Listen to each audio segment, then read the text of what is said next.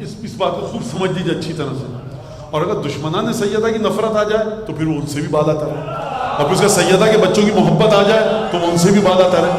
یعنی دارت علیہ القرون الاولی, سیدہ کے سلسلے میں زمانہ گزرتا رہا, یہ ایک حدیث ہے. اب اس پر میں نے اشارتاً کہہ دیا. اس کے بعد فرمایا کہ اس نبی کے صلب میں رکھوں گا جس کی حیثیت افضل, تفضیل دوں گا, برتری دوں گا, فضیلت دوں گا تمام انبیاء پر. تو آپ سیدہ کے سلسلے میں کوئی کسی اور سے مقابلہ کرے ہی نہیں, سیدہ حاصل ہے, انبیاء پیچھے ہیں, رسول خدا کو یہ تحفہ دیا گیا. پھر فرمایا اخرج من ذالک النور ائمتی و حججی, اور میں اسی نور میں سے سیدہ کے اپنے ائمہ کو خلق کروں گا جو میری حجت ہوں گے اور میرے امام ہوں گے بعد انقطاع وحی. جب زمین پر میری وحی کا سلسلہ رک جائے گا تو پھر یہ میرے ائمہ وحی کی جاگزین ہوں گے, وحی کا نعم البدل ہوں گے. تو یہ سب کا سب سیدہ کے وجود کے ذریعے. اور پھر رسول خدا نے فرمایا کہ آسمان پر خلق کیا. یا رسول اللہ یہ بتائیے جب آسمان پر خلقت ہو چکی تھی تو زندہ تھی؟ ہاں زندہ. اپنے الفاظ میں بتا رہا ہوں, حدیث کا بے عینی ترجمہ نہیں کر رہا. زندہ تھی, ظاہر سی بات ہے زندہ تھی, حیات تھی. تو غذا کیا تھی؟ فرمایا تسبیح اور تحلیل غذا تھی. تو آسمان میں کیا نام تھا؟ فرمایا منصورہ. اور یہ منصورہ اس وجہ سے ہے کہ بنصر اللہ ینصر من یشاء, جب خدا قیامت میں مومنین کی مدد کرے گا تو وہ مدد مومنین کی سیدہ کے ذریعے ہوگی, وہ مدد سیدہ کے پاس آ کر مومنین تک جائے گی. اور پھر آخری جملہ کہہ کر میں بات کو آگے بڑھاؤں, وہ احب, خدا نے دیکھا کہ جب سیدہ کو خلق کیا اس نور کی طرح سے, فرما احب احب اللہ ان یخرجها من صلبی. سیدہ نے نور کو خلق کیا اپنے الفاظ میں, رسول خدا کی منزلت کو دیکھا, عیسیٰ کی منزلت کو دیکھا. دیکھیے ہما شما کے گھر کی تو مکے میں بات نہیں ہو رہی, جو جن کے دروازوں کے اس طرف نجاست, دروازوں کے اس طرف نجاست, جو کواڑ ہر ایک کے لیے کھلے رہیں, اس نجاست کی آخری حد پر ہو. اور معمولی بات نہیں ہے, دربار شام میں امام سجاد نے اپنا شجرہ ابو طالب تک بتایا. کیا مطلب ہے؟ بتا دیجئے آپ بھی شجرہ جو تخت پر بیٹھے ہیں بادشاہ سلامت, سر شرم سے جھک جائے گا. یہ شجرہ ایسا ہے کہ دشمنوں کے درمیان بڑے فخر کے ساتھ سینہ تان کے امام سجاد نے بتایا. تو خدا نے ایک دفعہ سیدہ کے نور کی حیثیت کو دیکھا. اب یہ کس کو دیا جائے؟ سیدہ موسیٰ کو باپ بنایا جائے سیدہ کا, عیسیٰ کو بنایا جائے, زکریا کو, یحییٰ کو, آدم کو, افضلہ. تو رسول خدا فرماتے ہیں احب اللہ ان یخرجها من صلبی, خدا نے پسند فرمایا کہ سیدہ کا تحفہ مجھے بطور دختر عطا فرمائے. یعنی نور رکھا ہوا ہے عالم غیب میں. اگر یہ پہلے سے تو طے تھا, لیکن خدا کے ارادے کے الفاظ سے احب اللہ, خدا نے پسند فرمایا. بھائی خدا نے کیوں پسند فرمایا کہ محمد مصطفیٰ کو یہ نور عطا ہو؟ اس وجہ سے کہ ایسا نور اسی نبی کے گھر میں اترے گا.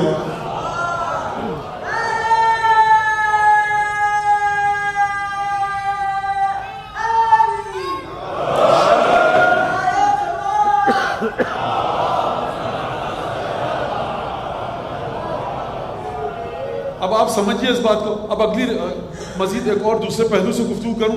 دوسرا پہلو جو سیدہ کی شخصیت میں ہے وہ یہ اتنی زیادہ بات ہونی چاہیے یہ کہ ہمارے بچوں کو پتہ لگ جائے, تکرار ہونی چاہیے, دہرانا چاہیے کہ کوئی اور وجود سیدہ کے برابر تو چھوڑیے, فرسنگھا فرسخا دور نہیں آ سکے سیدہ کے پاس. سمجھیے اور بچوں کو معرفت منتقل کیجیے.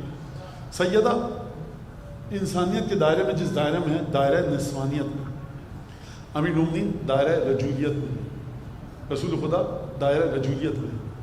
اس رجولیت کے ہونے کے ساتھ ساتھ یا رجولیت کے ہونے کے ساتھ ساتھ کیا مرتبہ ہے؟ خاتم النبیین ہے. تمام کی تمام چیزیں ہم کو پتہ ہے. امیر المومنین دائرہ رجولیت میں ہے. اس کے ساتھ ساتھ کیا ایک اور مرتبہ ملا, شب ہجرت سے لیجیے اور آپ شہادت تک کے واقعات دیکھتے رہیے. لیکن میں ایک جملہ عرض کروں کہ جناب امیر جنگ احد میں کیا ملا؟ جناب امیر کو تمغہ, لا فتح الا علی لا سیف الا ذوالفقار, یہ فضیلت ہے. شب ہجرت آیت نازل ہوئی, بدر, خیبر, خندق, احد, حنین. میں ایک جملہ کہوں, اب یہ جو جناب امیر عبادت کر رہے ہیں میدان جنگ میں جہاد کر کے, یہ روح پر اس کا ایک اثر ہے کہ نہیں ہے؟ اب عبادت کیسی بھی ہو روح پر ایک اثر ہے. رسول خدا عبادتیں کر رہے ہیں کہ نہیں کر رہے؟ روح پر ایک اثر ہے, آ جا رہی ہے رسول خدا کے قلب مقدس پر. ان عبادتوں کا اثر ہو رہا ہے کہ نہیں ہو رہا ہے؟ اب یہ شہزادی، یہ بیوی ہے دائرہ نسوانیت میں، دائرہ مستوریت میں، مستورات میں سے ہیں، تو وہ عبادتیں تو نہیں کر سکتی کہ جو جناب امیر نے میدان جنگ میں کی. رکوع کی حالت میں زکوٰۃ نہیں دے سکتی، جنگ میں نہیں گئیں، پیر میں تیر بھی نہیں لگا، جب پیر میں تیر نہیں لگا تو نماز کی حالت میں نکالا جائے، یہ فضیلت تو نہیں ملی. میں پہلے مجھے اپنے پوائنٹ کو اسٹیبلش کرنے دیجیے کہ میں کہاں پہ آپ کو کیا بات سمجھانا چاہ رہا ہوں. نہیں ہے وہ چیز.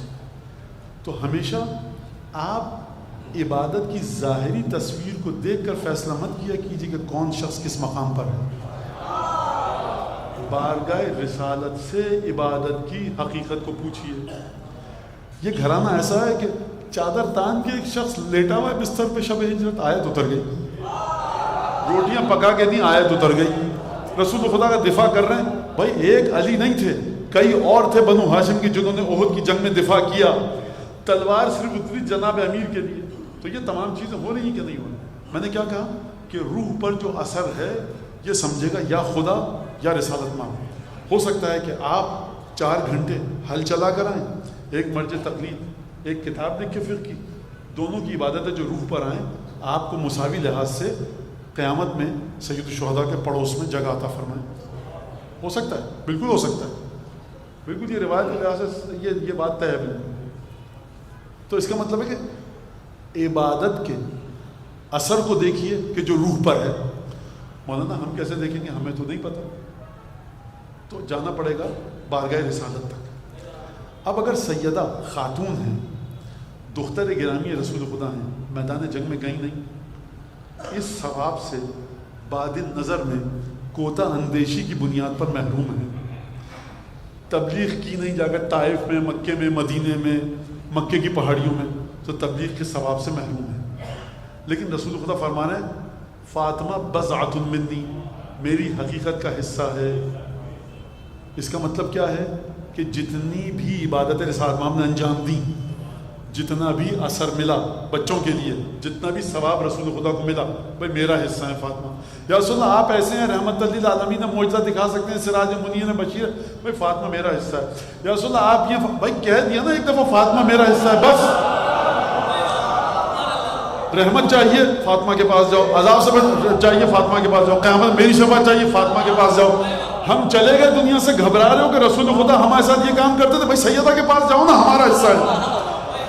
تو روح کا ایک پہلو کس سے جڑا ہوا ہے؟ رسالت سے. روح کا ایک پہلو رسالت سے جڑا ہے. دوسری وہ مرد میدان جو ایسی مملکت کا بادشاہ ہے کہ جو دکھتی نہیں ہے لیکن کسی کے حصے میں نہیں آئی. لا فتح الا علی، مملکت فتوت کا بادشاہ ہے علی بن ابی طالب.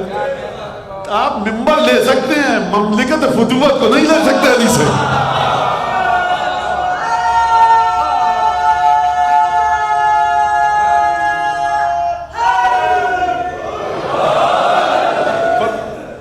جناب امیر نے جو عبادتیں کی، جہاد، تمام کی تمام منزلت، ادھر ہے روح رسالت سے جڑی ہوئی.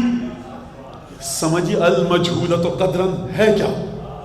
یعنی یہاں پر آ کر انسان کہے کہ واقعاً اس مرحلے پر ہوں کہ میں اس شہزادی کو، اس بی بی کو بالکل نہیں سمجھ سکتا. ایک روح ایک ہے، وجود ایک ہے، لیکن کمالات مصطفی کی بھی امین ہے. روح ایک ہے لیکن فرمایا رسالت میں آپ نے لولا علی لما کان لفاطمہ کفن، اگر علی نہ ہوتے بیاہ اور عقد کے لیے فاطمہ کا ہم پلہ کوئی نہ ہوتا. سرکار روح ہے ایک، نہ امام ہے نہ نبی، لیکن نبوت کے کمالات بھی ہیں، امامت کی تجلی بھی ہے.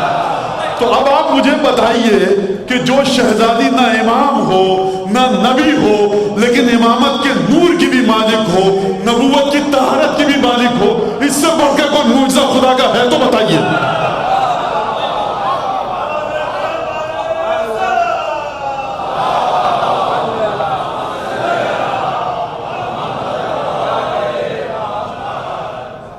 شوہر علی ہیں، امام وقت علی ہیں. امام وقت سیدہ کے امام جناب امیر، شوہر سیدہ کے جناب امیر. فقہی لحاظ سے بھی اور عقائد قرآنی کے لحاظ سے بھی دونوں لحاظ سے بالا تر ہیں. سیدہ آپ کی اجازت ہے کچھ لوگ ملنا چاہتے ہیں.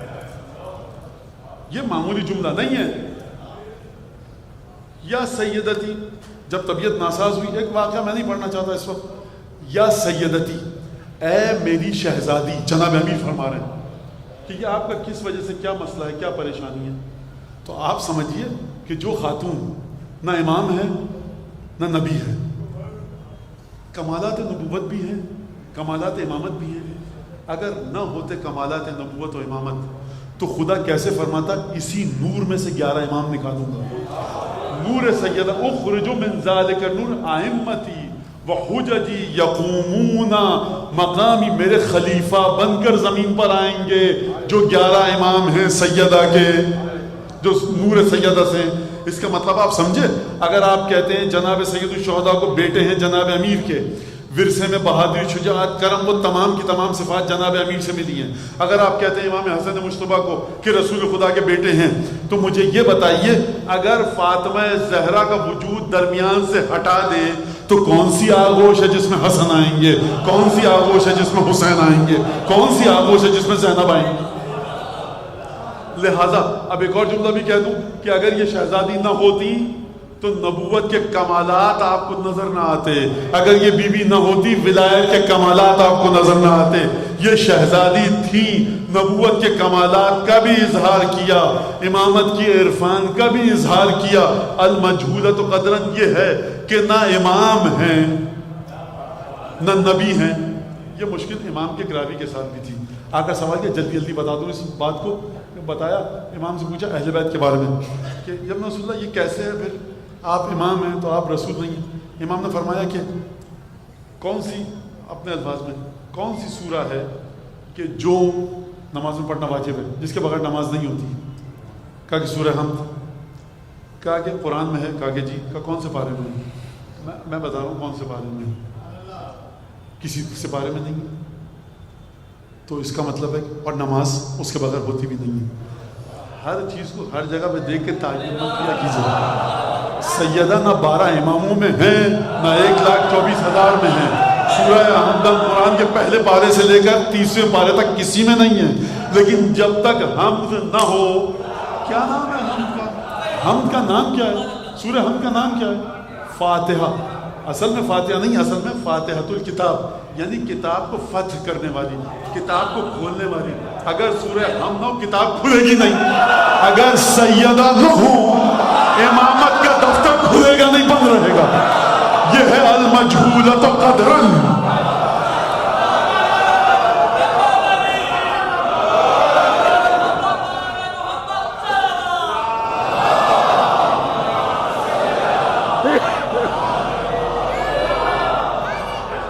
اور ایسی شہزادی، آپ کا وکیل جتنا بڑا ہو نا، جتنے زیادہ فیس لیتا ہو اور جتنا مشہور ہو بین الاقوامی لحاظ سے، تو کہا جائے گا بھائی یہ بڑے، ان کا مقدمہ بڑا مضبوط آدمی ہے، کتنے بڑے وکیل کو لیا. انٹرنیشنل لیول پر، بین الاقوامی لیول پر ان کا وکیل مشہور ہے. ہیک جاتا ہے، انٹرنیشنل ٹریولنگ ہوتی ہے، 5-7 دنیا کے قوانین کا ماہر ہے، فرینچ اور جرمن اور انگریزی اور پتہ نہیں کیا کیا، ہندوستان کے قانون ان کو رٹا ہوا ہے. یہ بڑے زبردست. تو یہ مقدمہ، یہ معمولی مقدمہ نہیں ہے، بین الاقوامی لحاظ سے مشہور ہو. وہ بیوی کہ جو زمین سے زیادہ آسمان میں فرشتے جس کی قدر کریں، وہ شہزادی اگر آ کر علی بن ابی طالب، میں فدق کا مقدمہ نہیں کہوں گا، میں غدیر کا مقدمہ کہوں گا، جس نے آ کر لڑا ہے غدیر کا مقدمہ مسجد میں. تو اب آپ سمجھیے کہ جس کی وکیل بن کے آئی ہیں، جو مقدمہ ہے، سیدہ نے 4 یا 5 مقامات پر گفتگو فرمائی. اور خطبہ تو چھوڑ دیجئے آپ کہ علماء آج تک تشریحات، تفسیریں اس کی لکھتے ہوئے آئے ہیں، کمنٹریز لکھتے ہوئے آئے ہیں، ڈسکرپشن ہو رہی ہے، خطبے میں یہ ہے، عجیب طرح سے گفتگو کی. اب میں زیادہ آپ کا وقت نہیں، بس تقریر اپنے آخری مراحل پر ہے. جب تشریف لائی ہیں تو کیا شان ہے. دیکھیے جب بھی خانوادہ نبوت اور امامت گفتگو فرماتا ہے، غدیر میں جا کر آپ خطبہ پڑھیے رسالت میں آپ کا.